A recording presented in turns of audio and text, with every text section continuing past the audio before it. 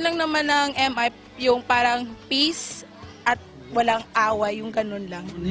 The children playing, no sounds of greetings. One neighbor. It has many good and beneficial effect, not only ending the war, but as well as on the economic, political, culture lives of the Filipino people. Leave the damage we've done.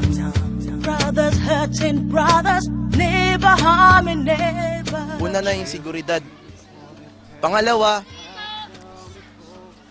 yung magkakaroon ng peaceful yung ating pamayanan.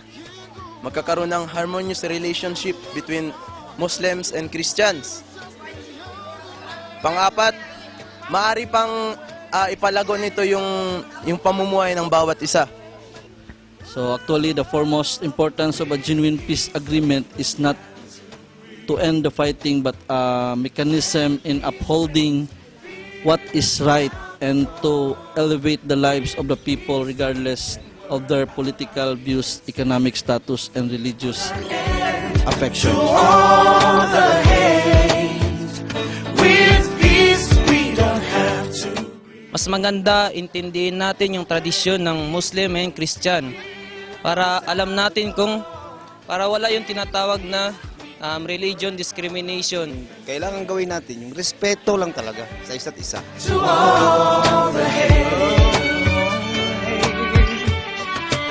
Oh, At saka kung gusto mo magkaroon ng peace, mismong ikaw sarili mo, nakumpisa yung peace, nasa sarili mo mismo. Hindi lang yung sa lagdaan lang, sa papel lang natin nakakuha yung process na ginagawa nilang solusyon doon, no? Kundi maging sincere sila sa nilagdaan nila. hey, we have our differences. We cannot change things making war. Pag magkuhan kasi ang Christian at saka Muslim, wala namang gulo nangyayari eh. Kasi ang Christian at saka Muslim para sa akin pareha lang din. Kasi di ba halimbawa ikaw Muslim, ako Christian, wala namang pinakaiba sa atin. Magkaibigan tayo. The country of our dreams.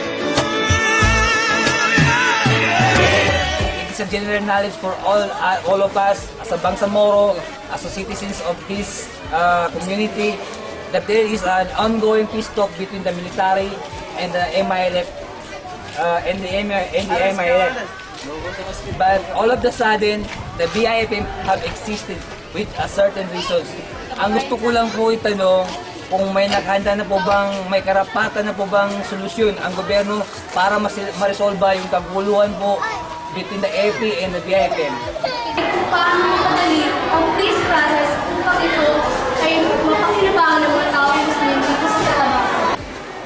Alam po magbibigyan ng kapayapaan ang mga Muslim dito sa amin, sa Mindanao. Let's put the past behind us.